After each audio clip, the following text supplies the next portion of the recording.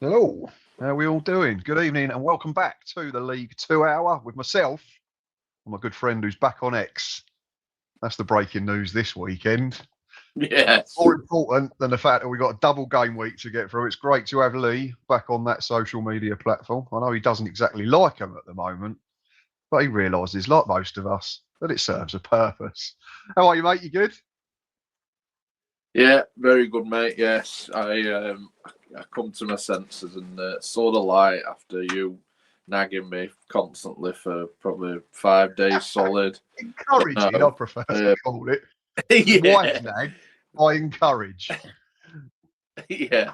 Yeah, I For did. for Yeah, I did all nag for it's 5 days bad. straight. To be fair, Yeah, you're back on it. Yeah, well, for all its bad purposes, I think it is good for the football side of things and to make content, to share your content. You need it. you do. Yeah, like it's a cesspit most of the time. Let's be quite honest, but it does serve a Yeah, purpose. But yeah, 20.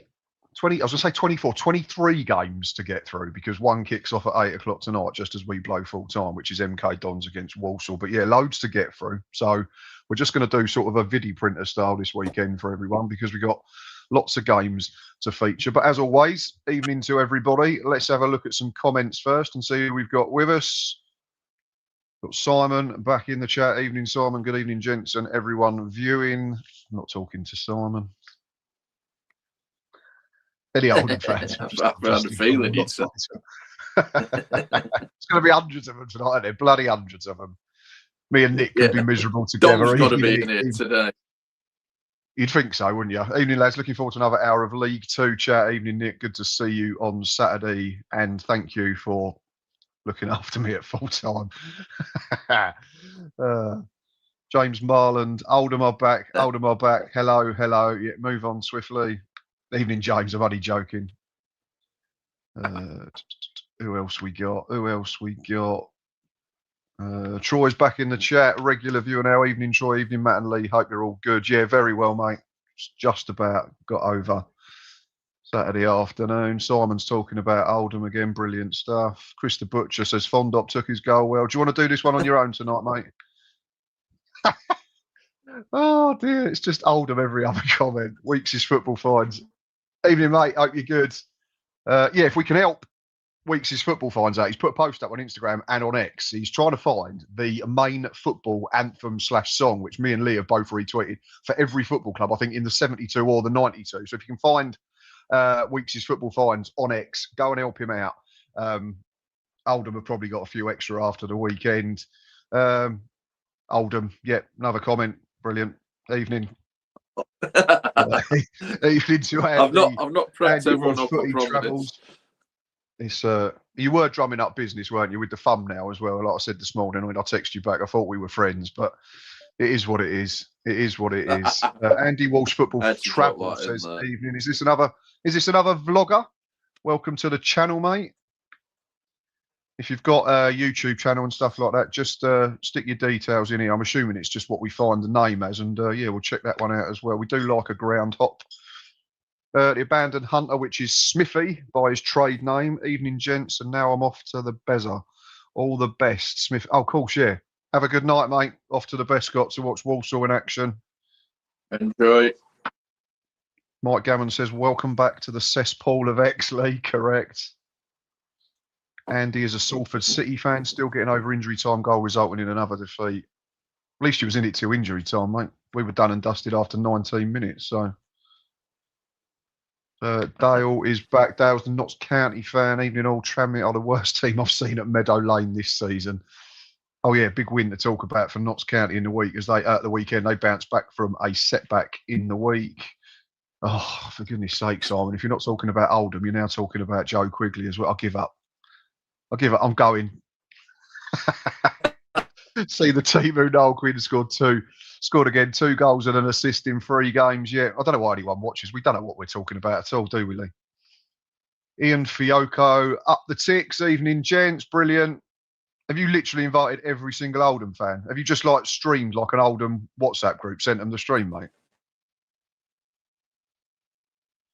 I don't know. You still there, Lee?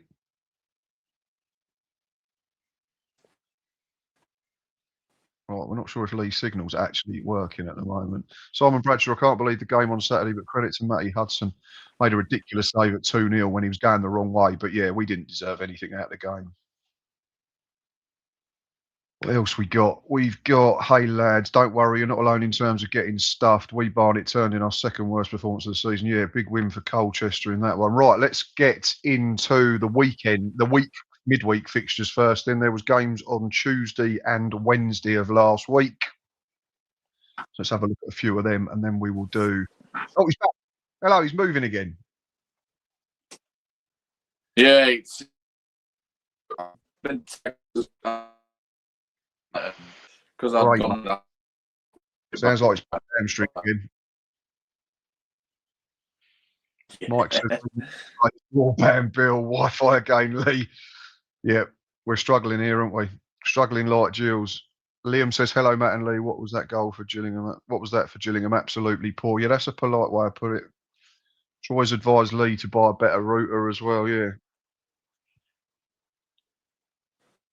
About as flimsy. Paying the best bill, that's the thing. It's got a router that's flimsier than Gillingham's centre-backs at the weekend, unfortunately, but we move. Andy says he's a very amateur blogger. Andy Walsh Footy Travels on YouTube. We will check that out. Yeah, everybody who likes football are vloggers. Go and have a look. I'm sure we can try and support that as much as we can.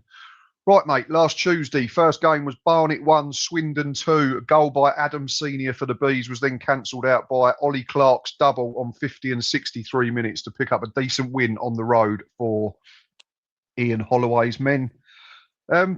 Still there or thereabouts, haven't they, Swindon? And Barnet have not had a great week, unfortunately. But yeah, Swindon still in and around it. Yeah, we'll touch on the result come Saturday. I still think they're a little bit inconsistent at the moment. Draw games, do they at all? No, I think they lost the weekend before that, and then obviously won that, and then they've lost, which we'll talk about coming up. A little bit inconsistent. I think they're out the top three now because obviously Notts County pumped, and they played a game extra to all the teams in there as well. But yeah, good win on the road against the Barnet side that have just been sort of threatening just outside the playoff places. But the week they've had, that might be over. Game at Barrow between themselves and Harrogate Town ended 1-0 in the favour of the visitors. We said last week, signs of a pulse. Pulse is getting stronger for Simon Weaver's men. They're within touching distance now at the bottom of the table, aren't they? It is. They must watch this show, especially Newport and Harrogate, and just think we'll show you, because I think we more or less written both off, didn't we, last week? Well, we was good to Newport, and then they lost about 4 on the bounce. Then we wrote them off, and they go Salford and win. And yeah, we do the same to Harrogate. I called them the worst team I've ever seen on when we beat them. We're not much better, so. We've wrote Joe Quigley off, and look what's happening with him. Yeah, he's turned into R9 in the late 90s at the moment. Absolutely brilliant stuff. So yeah, if you've got a player that's not playing well, tell us about him. We'll slag him off. He'll go on a great goal scoring run for the rest of the season. Well, I would do it about the Gills 11, but we only get an hour. So third game in the division was Bromley 1, Cheltenham Town 1. Mitch Pinnock for the Ravens on 4 minutes, but Isaac Hutchinson equalised on 25, and it stayed that way until full time. Bromley still top, but the gap's got a little bit smaller, and that's a really good point on the road for Steve Cottrell's men, mate, who just dropped off in the last few weeks, but they've had a good 7 days. Or yeah, I was just about to say that's a fantastic point. They'll be well chuffed with that to go to Bromley. Who a little bit like Swindon. We'll touch on the result as well at the weekend. Seemed to have dipped off a little bit. I think no winning in 4. Obviously 4 draws. Yeah, 4 draws. Yeah. But no, a fantastic point that at Bromley. I think if you'd asked any Cheltenham fan before the kick-off, they'd have snapped your hand off with that. Yeah, still unbeaten at Hayes Lane, Bromley. 9 wins, 7 draws. So yeah, phenomenal record. And Cheltenham, who were quite far down who were 21st in the away table. That's a really, really good draw. Yeah, fantastic. We then had another draw of the same scoreline between Cambridge United and Colchester United. That finished, 1 each. Goal from Kellen Watts for the home side on 3 minutes, and that was cancelled out by Jack Payne on half an hour. So, another point on the board. We mentioned Colchester last week, the week before, so they just started to lose a few games and their playoff bid was hitting a bit of a wall. But it's fair to say both of them teams have had a decent 5 days. I think they both picked up 4 points. We'll get to Saturday in a little while. But, and Jack Payne coming into some form. Good signs for Cole U and Cambridge still right in amongst it at the top of the table, aren't they, in terms of not just going up automatically now, but you now say they're in the title picture with the gap down to 2. Yeah, exactly. And I think that's a decent point for Colchester. Obviously, Cambridge has run what they've had. They've only lost at Harrogate, so it's been some run. So I think that's a very good point. But yeah, Cambridge, absolutely unbelievable season that Neil Harris is producing, and obviously Bromley's slip-ups. Cambridge are sort of capitalising, and that gap is getting closer and closer. Yeah, and then you look at MK Dons. I know we're sort of jumping the gun here and sort of moving between the weekend and last Tuesday. If MK Dons win at Walsall this evening, then it's suddenly it'll be 4 points between the top 5. Yeah. And all of a sudden, you've got a proper title race on your hands. Whereas a few weeks ago, it looked like Bromley were. It did, yeah. Not running away with it, but it looked very difficult to reel them in. I mean, they've still got a decent cushion to 4th, but all of a sudden now it looks a bit more competitive again at the top of the table in terms of the title being up for grabs. Yeah, and we've spoke about Swindon. I think it is all about that consistency now. We're like end of February, we're now coming into March, key period. So, it's going to be interesting, but it's what we absolutely love because we want it to be where there's 5-6 teams that can still probably win the league. I know last season was similar. With Donny ended up winning it. I think that was similar. So it's always interesting, keeps it alive for teams, and the playoff picture is very similar as well. There's teams that dropping in and out of the playoffs, there's teams picking up good runs and getting themselves back in the picture, like Colchester. They're back. I think now, after obviously we touch on the week, I think there's only 4 points that they're back in it. Yeah, they are. Yeah, and like you say, if MK Dons, if they win tonight, then you've got that top 5 teams just open a gap up then, because then there'd be 8 points from 5th to 6th. But then you've got it concertinaed again, Crewe in 6th down to Grimsby in 11th. Even Barnet in 12th is only 6 points, so it keeps that alive. And down at the bottom, dare I say as well. Now I think there's only 6 points between the bottom 6 sides, and there's, like we say, there's signs of a pulse with plenty of them at the moment. So keeps it really interesting. Right, let's do a few more comments. Oh no, we'll do Chesterfield Gillingham first. 1, 2, 3. Yes. An early goal from Sam Curtis after 16 minutes essentially won this game for Chesterfield. We played for about 10 minutes either half. Apart from that, offered absolutely nothing. Missed a couple of chances second half, but said at the time, on the long coach back, got to bed at 4 a.m. It was a fairly comfortable 1-0, and you don't usually get many of them. But 3 defeats on the bounce for us now without scoring a goal. Season well and truly over. Chesterfield. In terms of Chesterfield, I know obviously you'll touch on Gillingham, so I don't want to put the knife in too much, mate, because you'll no doubt dig them out coming up. But in terms of Chesterfield, what did you see enough for them to be difficult? Because we were so poor that they just they didn't have to get out of third gear. They really didn't. I mean, the goal's so poor. The geezer miss the corner. I mean, if he doesn't, it's really cute, but I think he hits it. And it doesn't even get to the near post. They win the first contact. The ball goes through a load of bodies. Curtis and I think our lad Sam Gale at the back post. It lands right next to both of them. Their players alert, and Sam Gale unfortunately sort of looking around wondering what to do, and he just taps it in from about 3 yards. And like I say, we had a couple of half chances second half, but deserved absolutely nothing. And then we somehow managed to get worse at the weekend as well. And I mean that with the utmost respect to Oldham, but again, they didn't have to get out of second, third gear. They were good at what they did. but they didn't have to be brilliant to beat us, and that's what's frustrating, because I've said it all season. Apart from Bromley, I think I don't think there's a huge deal of difference between them teams in the top half, apart from Bromley, and even they're coming back to the pack now. But we can't look after ourselves, and again, it's just the same old issue: play till October, don't turn up again till March, and that's why we're 16th again. Yeah, and football's it's an old cliche, but it's all about fundamentals, getting the right stuff right, and that if you get that correct, the other stuff falls into place. If you're not defending as a unit, like you said, that Chesterfield goal, it was poor. 2 players switching off and made it too easy for him. But if you dub that out, get that out of your game, get a clean sheet, it then builds confidence throughout the team. Your strikers then can go and do their job and win the game, because you know that the defence and the keeper are doing their job. So it's like a domino effect. It's just frustrating as a football fan. I think when you travel that far, especially on a Tuesday night, it looked like it would more or less sold out that way, and was it?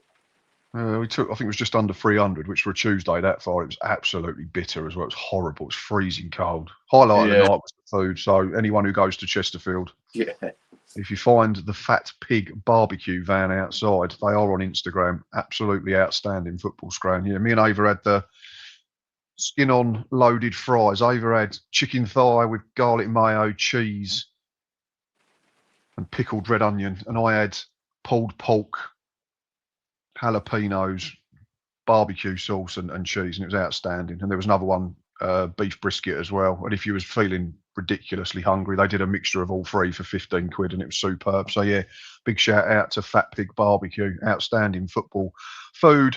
Unfortunately, our performance was anything but. Right, let's do some comments, because otherwise we'll get behind. Simon says, going back to last Tuesday, what a great strike by Kane Drummond. Yep, that is coming up in a couple of games' time, Simon. Yeah, you've had a good week, definitely. Jim, evening, Jim, Barnet fan. Barnet were average in the first half and appalling in the second. Dean Brennan took off 1 of 3 central midfielders and replaced him with Biggs Hawks, and that cost us the game. Colchester literally ran right. That's Saturday's game, yeah. Yeah, not a result I saw coming. Like I say, Colchester had been a bit in and out. Barnet had been doing okay, so that was... I wouldn't say it's a massive shock, because Colchester are a good side when they get it right, and they put 6 past Chesterfield earlier in the season. But yeah, not one I'd have had as a 4-1 if you'd asked me just before kickoff. James wants to know, Simon, if you are now melon in. Simon says, yes, he is in fact melon in. So is Chris the Butcher. He is melon in as well. Mike says results like that shows how wide open this league is. Yep, absolutely. This is the thing, and I don't think you have to be brilliant to get in the top 7. It makes for exciting football that it's open, and maybe the standard has dropped off a little bit compared to last year, where you had a very good Doncaster side. Bradford went up in third after a really good run. Before that, we've had Stockport and Wrexham. Obviously, we know they're funded really well. Mansfield as well. But yeah, as a Gills fan, it's just super frustrating, because it was a good opportunity again, and unfortunately, too many of this playing group keep letting managers down over and over. Right, Jim's on. Right, that's about Saturday. So right, we'll carry on with these midweek games then, mate. So Crewe Alexander hosted Fleetwood Town, but it was the visitors who come out on top on this one. Another bit of new manager bounce for them since sacking Pete Wild. Mark Helm's strike on 21 minutes won this for the Cod Army, and I do believe they made it. Did they make it 6 points from 6 on Saturday? They did. Yes, they did, with a very late winner. We will get to that shortly. Yeah, so Fleetwood back into striking distance of the top half now, which I think is probably where they should be. I think they're a bit lower than they should have been. We've said that all season. So loads of constraints in terms of financially. But yeah, the new manager's got in there. His name escapes me at the moment, but fair play to him. He's doing a decent job at the moment. There's a 0-0 between MK Dons and Crawley Town. I know MK Dons are still scarred by that playoff campaign a couple of years ago, but they probably took the point and ran against the Crawley team that destroyed them 2 years ago. As Simon's already said, Kane Drummond's excellent first-minute strike and a goal from Mike Fondop. Yeah, we'll talk about him again in a little while. helped Oldham see off Bristol Rovers. So Oldham was another team that picked up 6 points from Tuesday to Saturday. And after a bit of a tricky run, they've just got themselves back on the winning horse again, haven't they, mate? Yeah, they needed it because I think they were in a sticky period. But it must be frustrating as well for Oldham fans because they can show what they're capable of and that they can beat teams. Obviously, Bristol Rovers, yeah, they're struggling, but I think they're still a tough side to beat. Gills going away, regardless of how you're playing, I think it's still a tough place to go and to get the result that they have. It's been a fantastic week for them, but it does show what they can do. I don't know whether they've had personnel. 5 goals in the week as well, which is really good for them, isn't it? Because they don't score loads. I think so. If you take it before Saturday, they'd only scored 29 in 29 games. They're now up to going over a goal a game, and with that defensive record, gives them a chance of creeping into the top half before the season's end if they can continue that form. Yeah, which again we've echoed so many times. I think it's a brilliant first season back in League Two, stabilises and they then can kick on with recruitment and look to strive on to the playoffs. Yeah, and just to reiterate what you said, James says absolutely. Gills on paper look a good team. Yeah, if only it was played on paper, mate, because we're absolutely terrible on grass at the moment, unfortunately. But fair play to Oldham. You can only beat what's in front of you. I know it's another cliche. Mike says maybe we could visit the gym and get in the weights room at Oldham. Some beasts in that side with Fondop, Daniels and Monte. Yeah, Daniels and Monte were really, really solid. I think every time the ball came into their box, generally, they sort of won most first contacts. I know we had that spell, probably some sort of 30 to 45 minutes, but by then the game had already gone, so it didn't really matter too much. And Fondop was an absolute tank up front. Absolutely embarrassed Omar Beckles and Travis Ackermere, and he's one that I actually had as a dark horse for top scorer start of the season. I know he's not played as much as he's wanted, but he's got 2 in a week now, I think, as well. Yeah, from your clips I watched your vlog today, he looked like you're a nuisance and causing all sorts of problems. I think that's what I said on the review. He was everything that a target man you want to do. He's everything we want our target man to do. I know Sam Vokes isn't quick and Josh Andrews isn't that quick, but in terms of just being an absolute pest, chasing down absolutely everything. Like, I think there's a clip in the Matchday Live where Beckles waits for it and stoops to try and edit, and Fondop pinches it off him because he's alert and he wants it a bit more. And that was just the story of the game. We were so second best all over the park, and I don't want to take away anything from Oldham, but we were rank bad. For us, apart from 15 minutes when we had already gone 2-0 down, but credit to Oldham, fair play to them, absolutely turned us over and done a job on us. Right, we'll whiz through the last of the midweek games. There was a good win for Newport County at the Peninsula Stadium. They went to Salford and won by the tune of 3-1. Goals from Ryan Delaney, Ben Lloyd and Nathaniel Opoku put them 3-0 in front before Ben Woodburn's injury time consolation for Carl Robinson's men. Another side who are having a bit of a sticky patch at the moment, and Salford have dropped out of the playoff places. Big win for Shrewsbury, who definitely had new manager bounce since replacing Michael Appleton. They beat Notts County by 1-0 thanks to Tyler Perry. Tranmere lost 1-0 at home to Accrington Stanley in a game that had 2 red cards and a goal in the second half. The winner came from Paddy Mannon on 48 minutes. There was a red card for Luke Butterfield after 63. And a second red card for Stanley. Josh Woods went in 95th minute, but didn't have any impact on the result as Accrington Stanley continue to punch well above their weight. They are top of the bottom half at the moment with a game in hand. If they won that, they'd be 4 points off of 7th place Chesterfield. Remarkable. And a lot of... This is just we should just call this the episode that makes Matt look stupid. I think someone might say I am anyway, because I go and watch Gills every week. But I think in general with Accrington, I think they've proved a lot of people wrong. Everyone had them to be struggling in this division this year. It started out like that, but results have come, and you've got to give them every credit to be in the situation and the position that they're in. I think they'd be amazed that they're happy to be finishing where they are now, to be honest. Yeah, absolutely. Yeah. But why not dream? Why not playing well, relatively playing well. They don't concede loads. You'd probably say the only thing that holds them back is they don't score enough goals like Oldham. They've only scored 36, but like you said, momentum and all that type of thing is a funny old thing. And if they can get on a little run, you never know, do you? And fair play to them because, I think we had them. I think everybody had them to struggle at the bottom. And the final game, which was played on Wednesday after Grimsby's FA Cup exploits the weekend before, they hosted Walsall and it finished 2-2 at Blundell Park on what can only be described as a classic 1980s or 1990s surface. Fair play to the ground staff getting that on, but that pitch looked bloody awful. It was like a farmyard, wasn't it?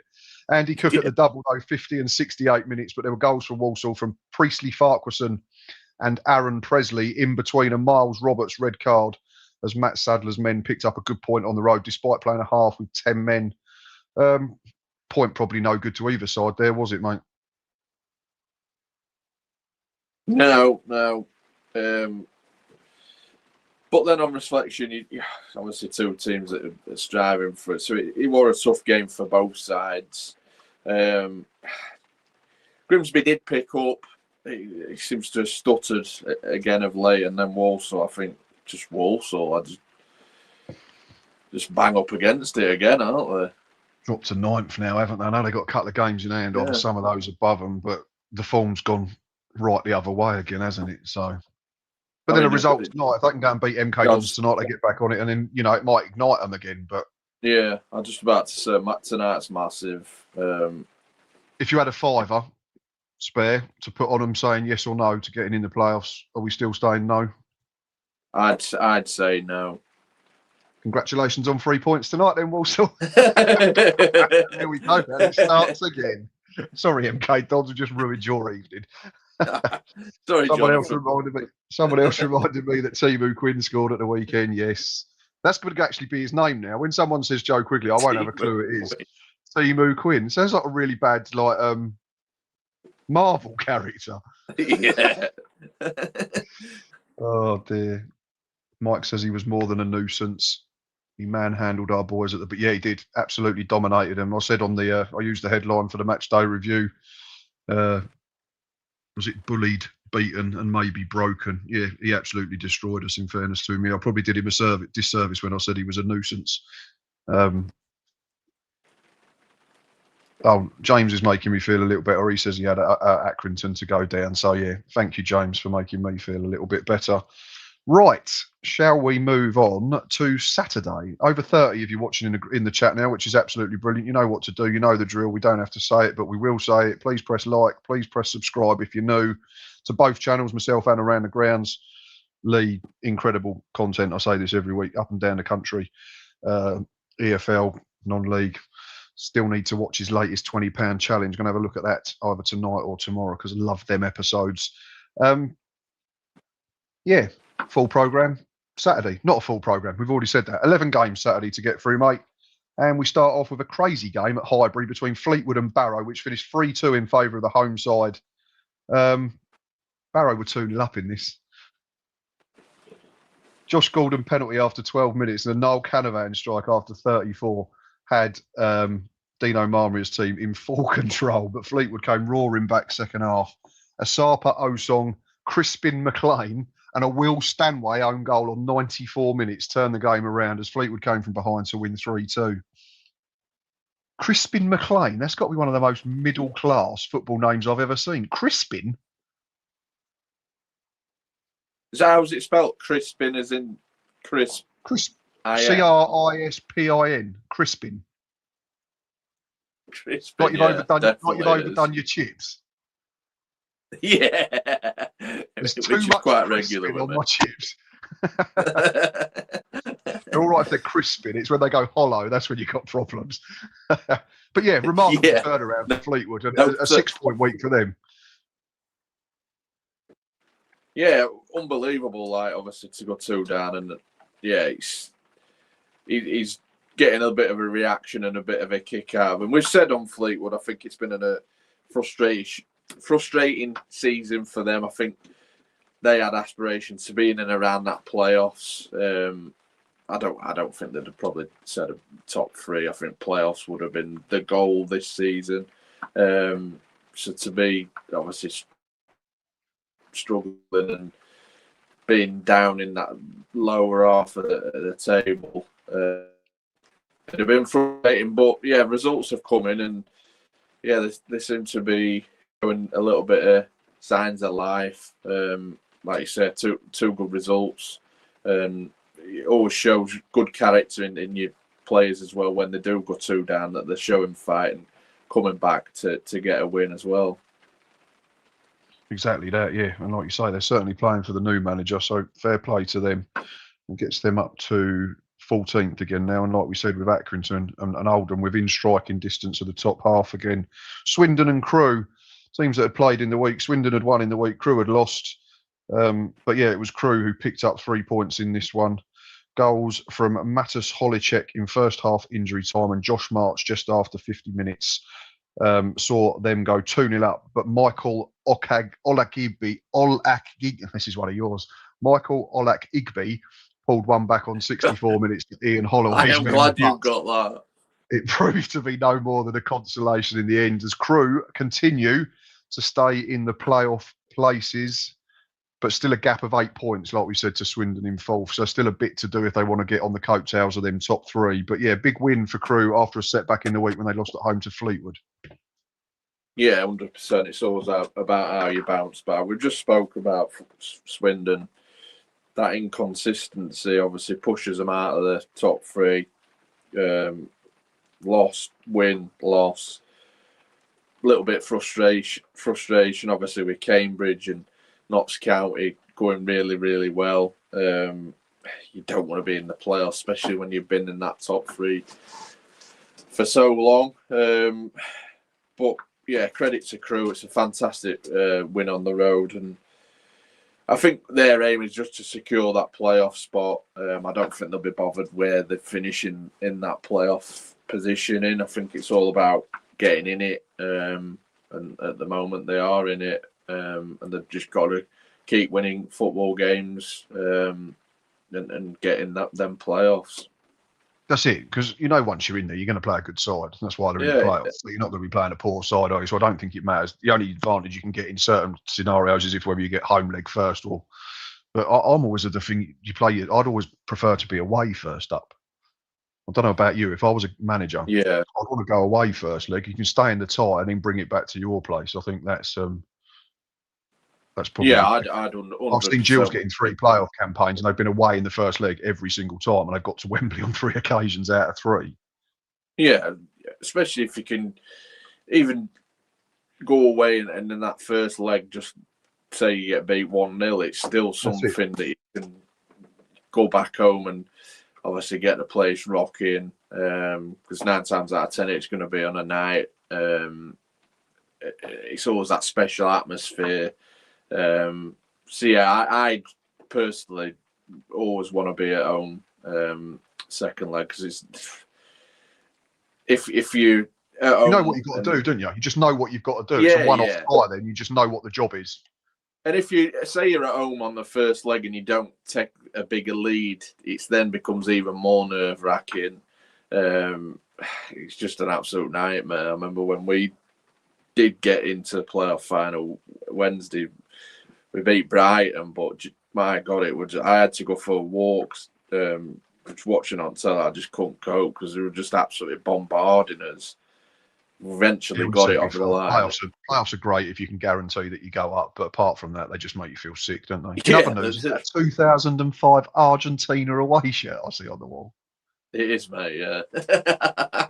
Good looking fella sold you that, I heard. I was just about to say, you sold me that.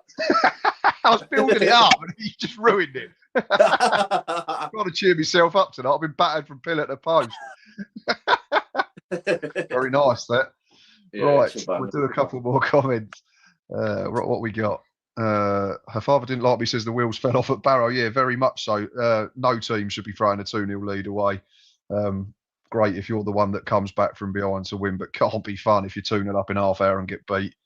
And Mike says, you're doing all right with some of these names. I think I'd have an aneurysm try. I butchered that one. But to be fair, I'm like an Olympian compared to Lee trying to say him, to be quite fair. Yeah, I was about to say.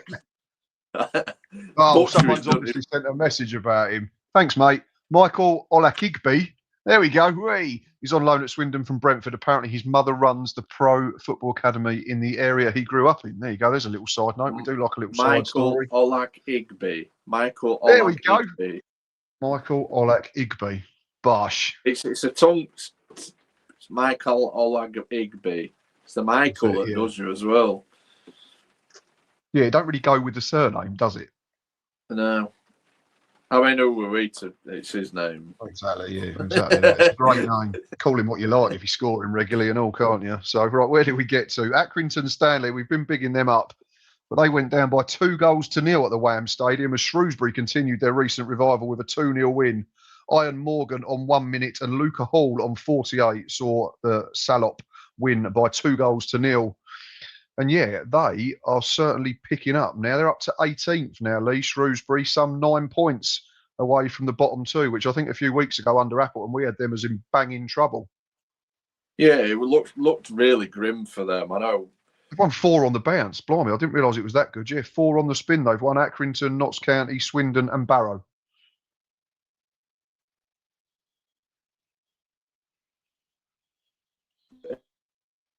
He's gone again. First time that they've done that in 3 years. We lost you there for a minute, mate. Sorry, we lost you for a sec. Start again.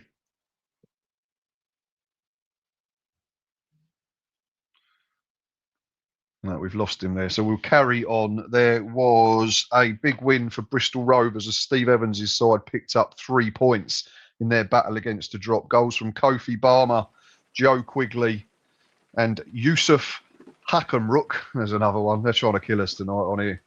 Helped the gas to the 3 points. Andy Cook notched Grimsby's goal on 38 minutes, but it wasn't to be for Dave Artell's men as their recent good run came to a shuddering halt.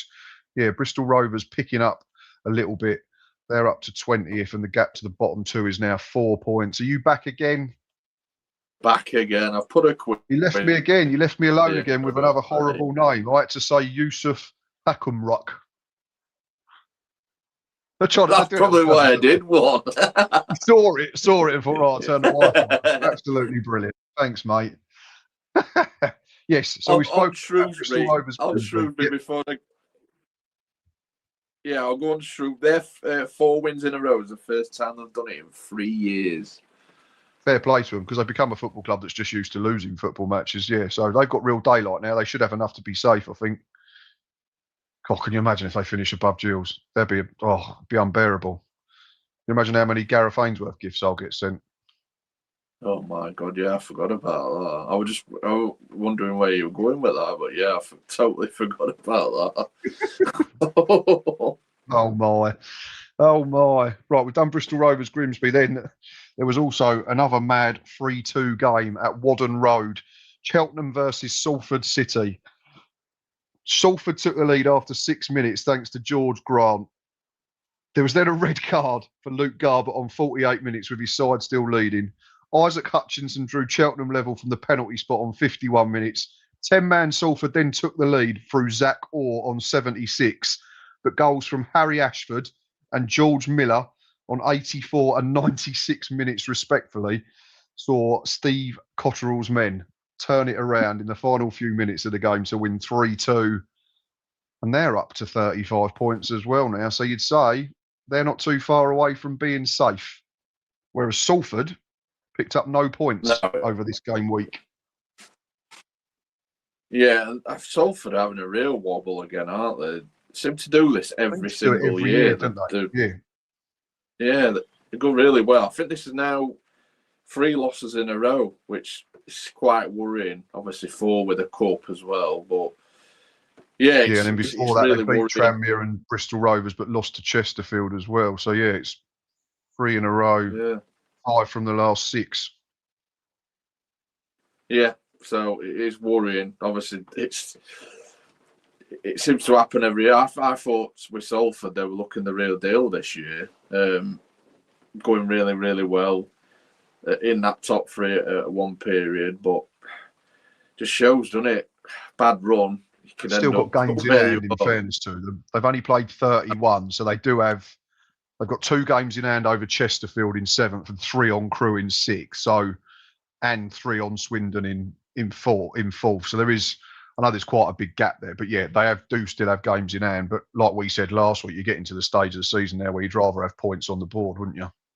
Yeah, and to be honest, you don't really want an influx of too many games at once, especially at this period, because then if you are in the 6 as well, yeah, if you're then you're in playoffs, it's like it becomes you're playing a lot of bloody football. But yeah, credit to Cheltenham, 96th minute winner, good celebrations as well. I think their first win since January, so yeah, good win that.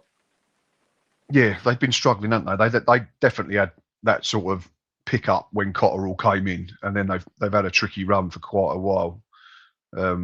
Yeah, just having a look at their games now. Yeah, drawn the 2 previously. To be fair, good draws against Bromley and Barnet. But yeah, before that, lost to MK Dons, lost to Accrington, lost at home to Grimsby, lost at Oldham. Yeah, last league win was the 4th of January when they beat Crawley by 3-0. So certainly a 3 points that was needed. Yeah, I knew it was January. I didn't realise it was that far back. So yeah, it's long time. Very much needed indeed. Right, what we got? Who's got some comments? Still 25 of you watching, which is brilliant. Keep smashing that like button if you can. Oh, we've done that one. What we got here? James says, tell you what, that was a special day at Wembley, Lee, with us lot, wasn't it, mate? We looked down and out. Is that talking about the Oldham final you went to? Yeah, very good day, mate. Mike says, from a Jules perspective, all this chat of crew and playoffs makes a result against them even more frustrating, despite being the better. So, yeah, and that's, again, same old issues, isn't it, Mike? Played well, didn't take our chances, got punished when we switched off from a set play. Story of our season, certainly in recent weeks and months. Nick's another one who suggested we need to start a crowdfunder for Lee's Wi-Fi, as it's as reliable as Gillingham's backline. It's not that bad, mate. Come on. I mean, it's been working for at least some of the games. Yeah, don't put me on the same Got to laugh at you, otherwise you cry. Yeah, you definitely do. Aaron, the Grimsby fans back in the chat. Evening, Aaron, and he's just dropped a bit of a bombshell. Rumours linking Dave Artell to the Exeter job. Hope it's rubbish. Who's left Exeter? Was that Cordwell? Gary Cordwell? Was he their manager? Oh, shit. Yeah, he has, yeah. I'm just thinking because Exeter have gone pretty well this season. But yeah, he's gone to Wigan, hasn't he? Oh, yes, that's where he's gone because they sat there. Who was their manager? It was the old... Was it Ryan Lowe? It was Ryan Lowe, yeah. Oh, interesting. One to keep an eye on. And yeah, that'd certainly be a spanner in the works for Grimsby because, I say, aside from the defeat at the weekend, which we'll get to... Oh, no, we've already done when Lee was having Wi-Fi issues. Yeah, they've been on a decent run, Grimsby. 11th at the moment, 3-4 points outside the playoffs with a game in hand. So, yeah, that could be a big blow. So, something to keep an eye on over the next week or so, I'd imagine. Right, Colchester against Barnet, mate. We've already mentioned this one in passing. I know Jim made a comment about it as well, said Colchester were good value. This was 1-1 at half-time, which makes it even more staggering that it finished 4-1. Arthur Reed had put Cole in front on 39 minutes, but, here's another one. Namdi Offerbor equalised for the Bees in injury time at the end of the first half. And then with 15 minutes to go, Jack Payne said, hold my beer. 75th, 77th and 94th minute. Second hat-trick of the season for the diminutive maestro, who is pretty much a fan favourite at Colchester. Saw them run out comfortable winners in the end. Yeah, huge win for Cole-U, like you said already. Just getting themselves back on the coattails of them playoff places with a game in hand. Yeah, like you just said, it was just the Jack Payne show. Big win. I think his second goal, I think he's takes it really well, the pick of the hat-trick. But yeah, 4 points off the playoffs. Primed and ready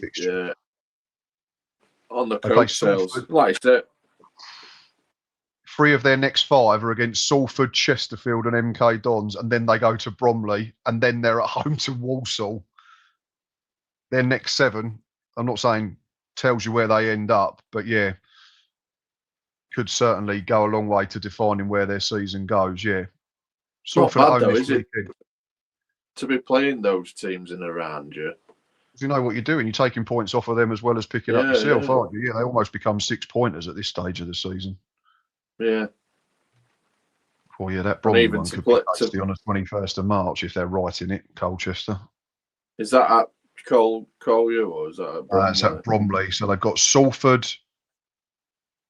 Crawley, Walsall at home up to the end of March, and then they go to Bromley, go to MK, go to Newport, and go to Chesterfield. So there's some mouth-watering ties in there for Colchester United. So I know Ryan in our WhatsApp group said a week or so ago that he thought the playoffs were over, but I don't think the playoffs are over. I know they've not won loads recently and they've lost a few, but it is only one defeat in their last 4. But then it's 3 in the last 6, but then 3 in 8. So again, yeah, just need to find a bit of consistency again, because over the last few games they've gone win, lose, win, draw, win. So certainly a team to keep an eye on, Colchester, I think, as are a lot of them teams that they're going to be playing in the next few weeks. So yeah, they could have a big say on the playoff pitch up, even if they don't end up in there themselves. Yeah, to be 4 points off and to be playing them team, I think it's perfect. It's what you want. It's in your hands. You know what you've got to do. If you beat them, you obviously, I think Chesterfield, you beat them, you're taking the spot basically, aren't you? They always absolutely. Yeah, if that's their next game, yeah. So if they win that, they'd go on to 52. So yeah, so they'd be a point behind, and then they'd still have that game in hand over Chesterfield. Yeah. So yeah, they're right in it. And they'd then be within touching distance of Crewe and have games in hand on them still as well, 1 or 2 games in hand on them. So yeah, Colchester are banging it. Yeah, and the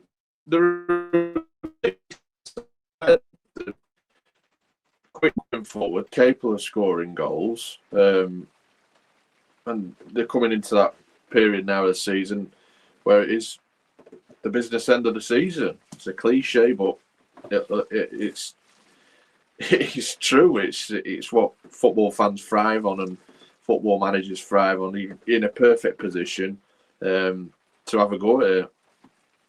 Absolutely, and that's why we love it. That's why we prefer this type of football to what you get at the top end of the game. Right, Crawley 1, Chesterfield 1 was played out in Sussex. Liam Mandeville thought he'd won it for the Spireites with his strike on 39 minutes, but Jay Williams had other ideas, slamming home a 95th minute equaliser for Scott Lindsay's men as they continue to just about stay above the dreaded line. 2 points in front of Harrogate in 23rd. Played the same games. Just doing enough at the moment, aren't they, Crawley? Just, but then you'd worry with, obviously, Harrogate and Newport picking up results. You have to pick up results because you can't rely on other sides, unfortunately, because teams are going to pick up results in this league. We wrote them off. I thought them 2 were dead and buried, if I'm honest, but they've proved us both wrong. So Crawley, do you think they're almost 2 bonus points for Crawley, though? Because no one would have expected them to take anything off MK Dons or Chesterfield. So in a way, you could almost say that them draws are almost like wins. Yeah, but again, I think it shows this league that no fixture is a gimme. No. Teams have got points to play for different reasons, whether it's relegation, playoffs, or your top 3. I think even them in the mid-table just want to. It's difference to finishing a top half or a bottom half, reflection on a good or bad season. So everyone's really got something to play for, and that's what's brilliant. You can't look at a fixture and think it's a gimme. Like to pick a result out for me, especially this weekend. I think I had a couple where I thought these teams were going to win. Both of them didn't. So that's the beauty of this league too. It's just so unpredictable this season. It is crazy. Like you say, there's some mental results turn up every single week. We went for a spell, didn't we? There was like a mad 3-all, it felt like, every Saturday. Next game was in Kent. One team scored 3, the other one didn't. Can we move on? No, we'll touch on this one very deep. Thank you very much. Julian Neal, Oldham Athletic 3. Goals from Callum Kavanagh and Emmanuel Monte inside 20 minutes put the Athletics firmly in control. As I've already said, Gilles had a little spell from probably around half an hour to half time, but didn't take their chances. To be fair, Matt Hudson made a ridiculous save at 2-0 from Armani Little's deflected shot. It's going the wrong way. To get back and get a right hand on that. Daki had a few chances. Said in his post-match he should have done better with some of them. I think he had one where he sort of scuffed it from the middle of the penalty spot. That goes in again. It's a different game. But Michael Fondop scored his second in 5 days to seal the points from Mickey Mellon's men on 78 minutes as they ran out very comfortable and deserving winners. Gilles' season, if it isn't already, well, it has. It's just come to an absolute grinding halt, unfortunately. Lost 3 on the bounce, haven't scored in any of them. Conceded 5 goals. I'd say probably 4 of them are avoidable. All right, the Fondop one at the end, you're chasing the game, so you're going to be open. But the other 4 are absolutely appalling from a defensive standpoint. Have you seen a difference? Obviously, the result midweek, 1-0. You can sometimes accept it. Yeah, the defensive and not great, but to get pumped 3-0, is there a drop off massively compared to a couple of weeks back where you was in games and it was just a case of you weren't taking chances? Has there been a decline, or? I think there's been a decline since we've tried to be more open and play a 4-3-3. But it's become more vast in the last few weeks. I mean, in our last 3 home games, we've now conceded 8 goals. We beat Tranmere, but we went 2-0 up and then sat on it and nearly got caught out.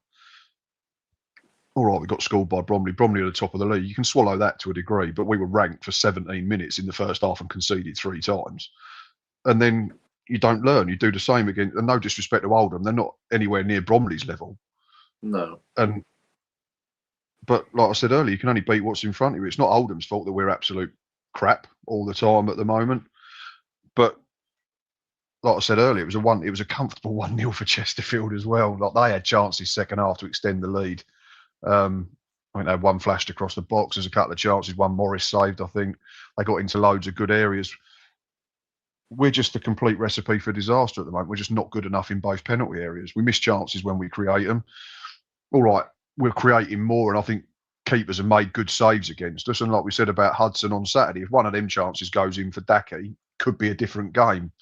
But we can't keep relying on could be. We can't keep saying, oh, well, we created enough chances. If you defend as badly as that in the first 20 minutes and you're 2-0 down, you're not going to win football matches. And that's why we're 16th, because we're a bang average League Two side.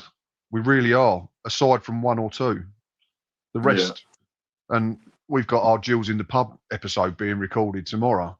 So obviously the subject of players out of contract is going to come up. But I've said it over and over.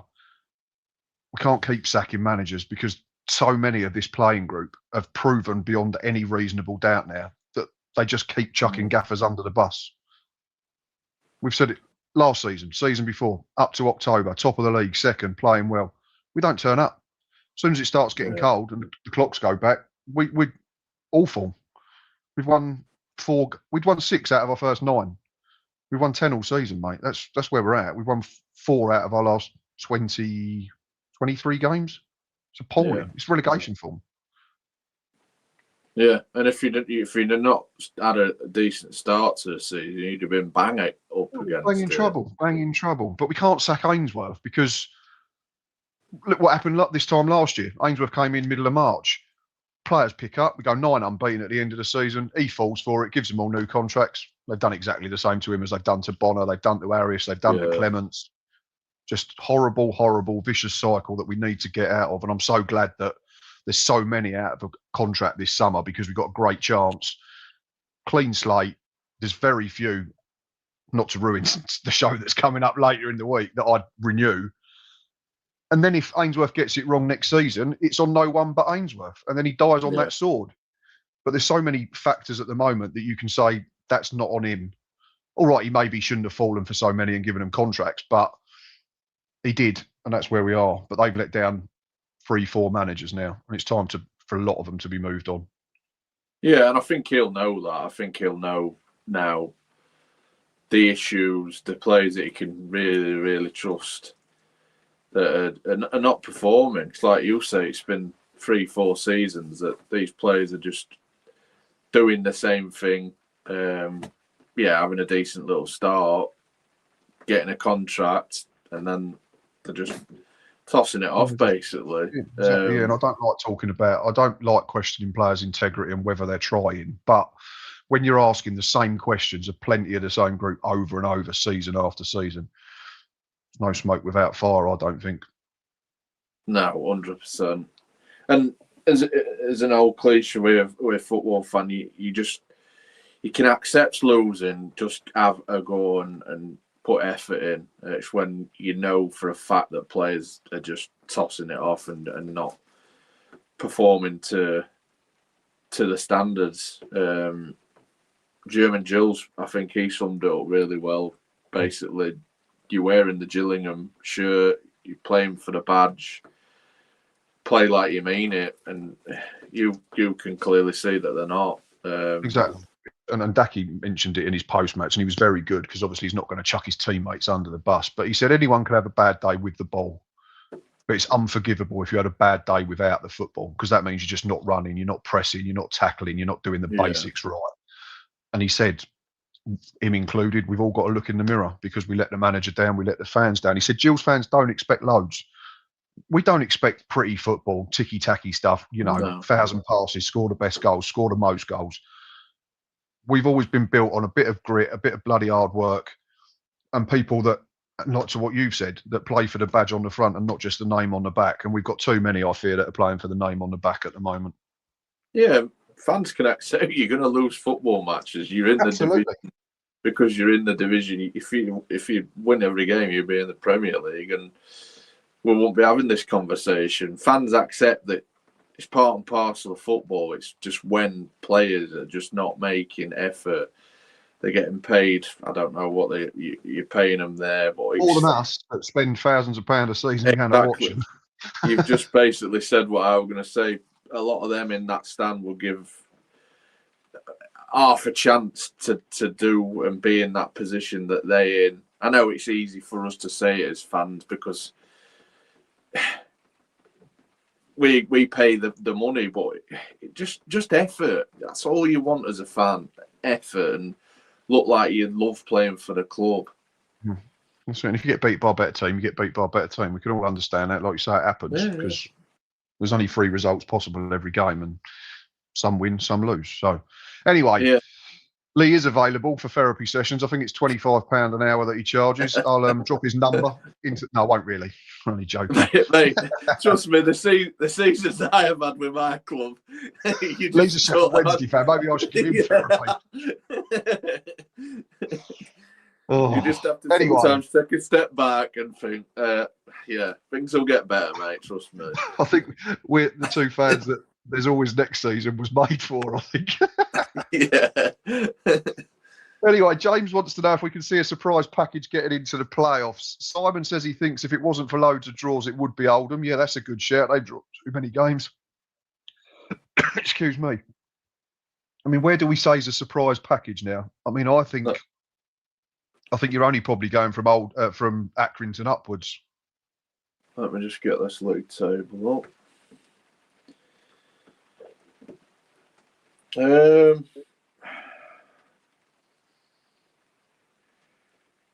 Yeah. I suppose the biggest surprise, I think, to try and not be boring, but I'm going to be, the biggest surprise if you look at that table now, for someone to come out the bottom half would have to be Accrington, based on the size of the club and the infrastructure and the budget. They would be a surprise if they got in the playoffs.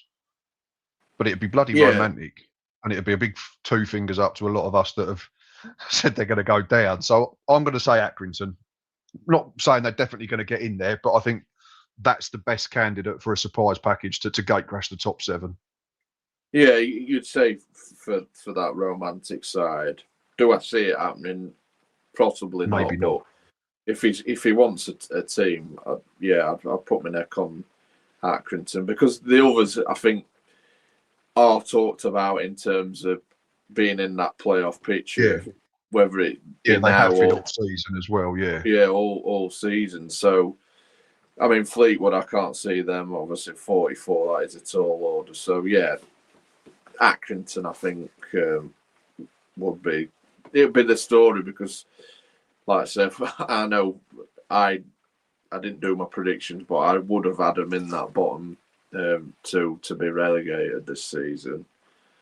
you know, John Doolan's done a fantastic job. We've said before they're so clever with their loan market and finding people from non-league as well. So, fair play to everyone associated with Stanley. Blimey. Harrogate 0, Bromley 0 was another game. Bromley still top of the league. Harrogate pick up another point in their fight against the drop, but Bromley's lead at the top has been cut to 2 points. Newport County, after winning in the week, got beaten 2-0 at home to Cambridge United. Goals from Liam Bennett and Sully Kaikai kept Cambridge hot on the heels of the league leaders. And Notts County, it's fair to say, mate, absolutely dismantled Tranmere Rovers to the tune of 5-0. Jason Lowe opened the scoring on 15 minutes for Notts County. Unfortunately, he's a Tranmere player. There was a Leon Love double on 46 and 55 minutes, and further goals from Jody Jones and Matt Dennis late on from the spot saw Martin Patterson's men return to winning ways, and they go back into the top 3. MK Dons against Walsall has just kicked off. So we'll just quickly go through the lineups in that one for anyone that's interested. Obviously, Walsall got different goalkeeper tonight, haven't they, because of their keeper getting sent off last week. So their team is Hornby in goal, a back 3 of Farquharson, Flint and Lapata. It's then Clark, Comley, Lakin and Obeke as a 4. And then they've got Patterson and Carnu supporting Presley. MK Dons, McGillivray in goal, similar system, back 3 of Offord, Nelson and Ekpateta. It's then Geffin Jones, Gilby, Kelly and Mellish as a 4. And then it's Ben Weil supporting a front 2. That's an odd front 2. Hepburn, Murphy and Dan Crowley. Where the hell are all their strikers? So they must be injuries to Patterson and Collins because they're not even involved. The only substitute out-and-out striker they've got is Scott Hogan. Other attacking options from the bench are Aaron Nemain and Jonathan Lecco. So, yeah, interesting lineup for MK Dons. A 3-4-1-2. They've got it on the app I have. But, yeah, it could be that Wiles and Crowley players 10s and Hepburn Murphy is almost like a false 9. But, yeah, that game's about 2.5 minutes in. Yeah, I think Patterson got 9 passes so far. Just the 9. Just the 9 passes. Cool, blimey. That's another hour that's absolutely flown by. Nat says, congratulations, Lee, up the Owls. I think she's maybe saying well done on getting back onto Twitter. Mike says, last Saturday is the first time he'd left the Gills game early. Yeah, I wish I had, mate, after what happened at the end, but that's for another day. Mr. T. Pym says, evening, everybody. Sorry I'm late. Hope everyone is good. Yes, mate, very well. Thank you. Good to see you in the chat. Nick says he's been saying there's always next season about the Gills since 1963. Yeah. Know that feeling. Well, I don't know that feeling, but I'd imagine I will do soon. Has there been a goal? Someone's just put MK and loads of exclamation marks. I've got nothing up on the app that I'm using, though. Let us know, people. And Sheffield Mick says, evening. Nice of you to join us, mate. Appreciate you jumping in, even though you're late. So support is always appreciated, regardless of how long you can do it for. Shall we have a quick look at the league table? Yes, mate. No, I've still got it at 0-0. Yeah, so have I. So maybe he's just an MK Dons fan. Oh, he might be, because he said Crawley got lucky against MK a little earlier in the chat, which I forgot to click on. So, yeah, maybe he's just revving up the boys, so to speak. Right, here we go. This is the league table as of 5 o'clock this past Saturday. So, yeah, Newport County, mate, and Harrogate still occupy the bottom 2, but it is now just 3 points between Newport and Barrow and just a single point between Harrogate and Barrow. The only thing in Barrow's favour is they've only played 32. Everyone else immediately around them has played 33 or 34, but form and momentum is a massive thing, and you'd say that Harrogate have certainly got it at the moment, maybe more than Newport, and Barrow certainly haven't. But fear not, Barrow fans. Gills are arriving on Saturday, so your winless run will probably come to an end. Is that where you're going, Barrow? Yeah, 4:15 alarm must be absolutely mental. Oh, you are mental, mate. I know Such I'm a mental. punishment. Absolutely. Right, 21st Crawley, 20th Bristol Rovers, and that's 30 points the Gas are on. So that's 6 points between the bottom 5 sides. There's then a 5-point gap to Cheltenham and Shrewsbury in 19th and 18th, respectively. Oh, Tranmere are on the same points in 17th. There's then another 6 points to Gills, who fall to 16th after a third defeat on the spin. They are replaced in 15th by Oldham, who climb above them. And then it's Fleetwood and Accrington Stanley who make up the rest of the bottom half.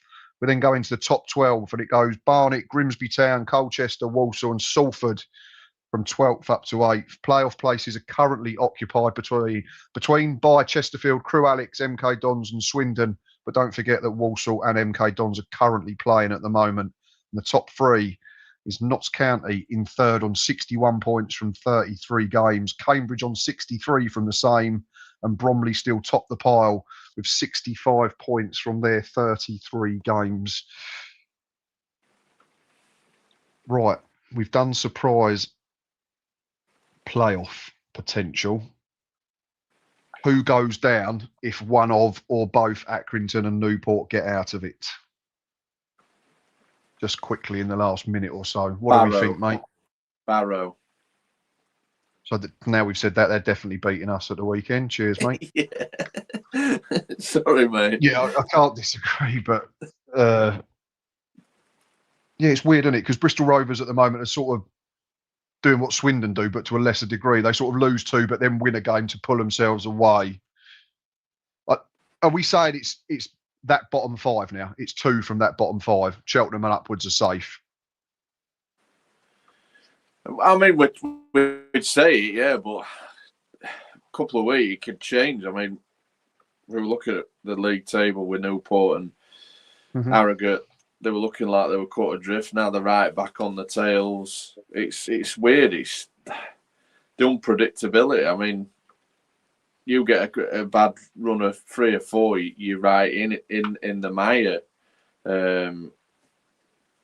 So I don't want to really write anyone off because, like you say, this league has just proven this season that we know absolutely nothing. Very true. We just do this for... Yeah, we just do it just to get some shiggles. Waste an hour on them. Gillingham go down. Any reason for that? Just give us some context. You just shouted out Gillingham go down. Yeah. You're not go down. You're at 41? Nah, no chance.